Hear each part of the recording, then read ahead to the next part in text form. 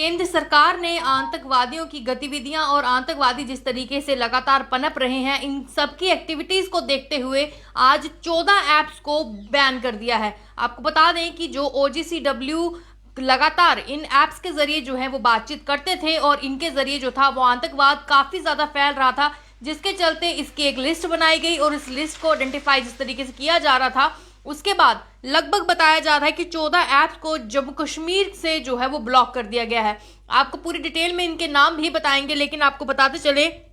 कि जो हमारी इंटेलिजेंस अगर देखा जाए, हमारी एजेंसीज जो काम करती हैं, उन सब के इनपुट्स के बिहाफ पर ये बड़ा जो है कदम उठाया गया है। और ये भी बताया जा रहा है कि जो खुफिया एजेंसीज हैं उनके इनपुट के बिहाफ पर बताया जा रहा है, इनपुट्स के बाद जो है सेंटर द्वारा ये डिसीजन लिया गया है। केंद्र सरकार ने साफ तौर पर 14 मैसेंजर मोबाइल एप्लीकेशंस को आज ब्लॉक कर दिया गया है। आपको ये भी बता दें कि इनका इस्तेमाल जो है जम्मू कश्मीर में बड़े पैमाने पर जो आतंकवाद है वो फैलाने के लिए, जो आतंकवादियों का साथ देते हैं, यानी जो ग्राउंड पे उनका साथ देते हैं, उनको अपने घर में पनाह देते हैं, उनको खाना खिलाते हैं और हर कोई उनका मंसूबा कामयाब करने में उनकी मदद करते हैं, उन सबको आतंकवाद फैलाने का जो काम करते हैं, उन सबको देखते हुए सूत्रों से ये जानकारी सामने आई है कि इन ऐप्स को बैन कर दिया गया है। सबसे पहले हम आपको उन ऐप्स के नाम बताते हैं जिनको यहाँ से बंद कर दिया गया है। सोर्सेज से जो खबर आ रही है उससे ये पता चला है कि इसमें क्राइपसाइजर, इंजमा, Safe Swiss, Wickr Me, media fire, Briar, B chat, नैंडफॉक्स, कॉनियन, IMO, element, second line, Zangi और थ्रीमा जैसी ये एप्लीकेशन है जो शायद हमने भी कभी सुनी होगी, लेकिन ये चलती हैं और इसी से जो है पूरा इनका जो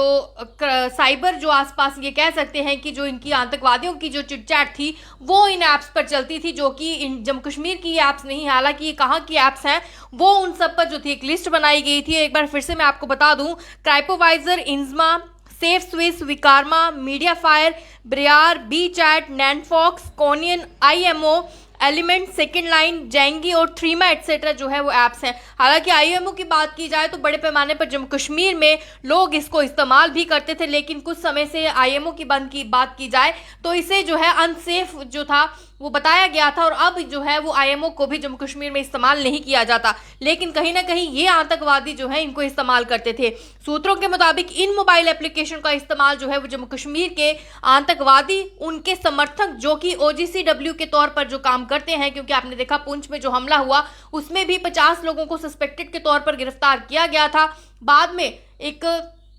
कुछ को जो था, इसमें से लगभग 6 से 7 को जो था वो उनसे काफ़ी ज़्यादा जो थी वो इनपुट्स बरामद हुई थी, लेकिन उसी में एक अंसारी नाम का जो व्यक्ति था उससे काफ़ी मालूमात हुई थी, जिसको पुलिस ने फिलहाल गिरफ्त में रखा हुआ है। आपको बताते चलें कि इनका बताया जा रहा है कि इसी जो ऐप्स हैं इनके जरिए ये आपस में विवाद करते थे, यानी आपस में जो संवाद करते थे और इनका उपयोग करते थे। और लगातार आपको ये भी बता दूं कि कब से ही जो है इनके चैनल्स पर जो नज़र थी वो भी सेंटर की तरफ से रखी गई थी। आपको ये भी बता दूं कि एक संचार ने, यानी जो टेलीकॉम ट्रैक्स करते हैं, संचार ने ये भी बताया है कि जो एजेंसियों ने पाया है कि ये मोबाइल एप्लीकेशंस की बात की जाए तो भारत में कहीं जो है प्रतिनिधि नहीं है, यानी ये वैलिड नहीं है, यहाँ पे प्रतिनिधि नहीं है। तो ऐसे में ऐप्स पर होने वाली जो गतिविधियां हैं उनका भी ट्रैक करना काफ़ी मुश्किल हो गया था, क्योंकि जब जो ऐप्स यहाँ पर नहीं चलती हैं तो उनको यहाँ पर चेक करना तो काफ़ी ज़्यादा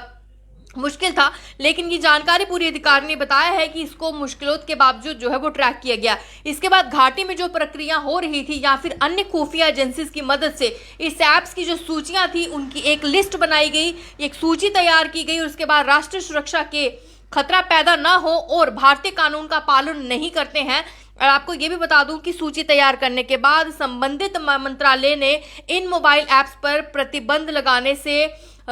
लगाने के लिए जो है अनुरोध किया और तभी से जो है इस अनुरोध की पूरी जानकारी से इसको अवगत कराया गया कि इन ऐप्स पर मिसयूज जो है वो लगातार OGCW कर रहे हैं और साथ ही साथ आतंकवादी भी इस पर काफी ज्यादा संवाद जो है वो कर रहे हैं। इन सबको ही देखते हुए उसके बाद आपको बता दें कि अधिकारी ने कहा है इन ऐप्स की जो सूचना है वो प्रौद्योगिक अधिनियम 2000 की धारा 69A के तहत ब्लॉक किया गया है, यानी अब जो मैंने आपको नाम बताए हैं इनको परमानेंटली जो है वो बैन कर दिया गया है। अधिकारियों ने आधिकारिक संचार में खुफिया एजेंसियों ने सूची में ये भी कहा है कि ये ऐप्स घाटी में जो है आतंकवाद का प्रचार कर रही हैं। और आपको ये भी बता दूं कि इन ऐप्स के जरिए, जिनके नाम मैंने आपको बताए हैं, इनके जरिए जो है आतंकवादी जो है वो लगातार संवाद करते थे और इनके जरिए जो है वो काफ़ी ज़्यादा जो है आपसे वार्तालाप करते हुए जो थी वो आतंकवाद को फैलाने का काम कर रहे थे। अब इन सब पर केंद्र सरकार ने बैन लगा दिया है। लगभग 14 के करीब जो एप्लीकेशंस है जो कि यहाँ पर वैलिड नहीं है, लेकिन आतंकवादी इनको लगातार इस्तेमाल कर रहे थे। अब फाइनली जो है इनको बैन कर दिया गया है। और आपको ये भी बता दूं कि अब ये इस्तेमाल में नहीं लाई जाएंगी। और ये पूरा केंद्र सरकार ने आज बड़ा फैसला लिया है, जिसमें अधिनियम 2000 की धारा 69A के तहत जो है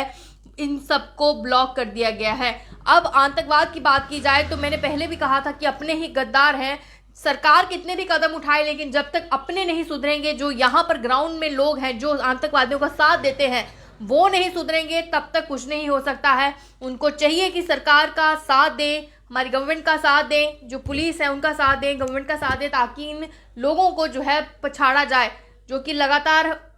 देश में छुपे हैं और हमारे सिक्योरिटी एजेंसीज को, हमारे आर्मी के जवानों को शिकार बना रहे हैं। फिलहाल तक के लिए बड़ी अपडेट थी। मुझे दीजिए इस अपडेट से इजाजत। नमस्कार।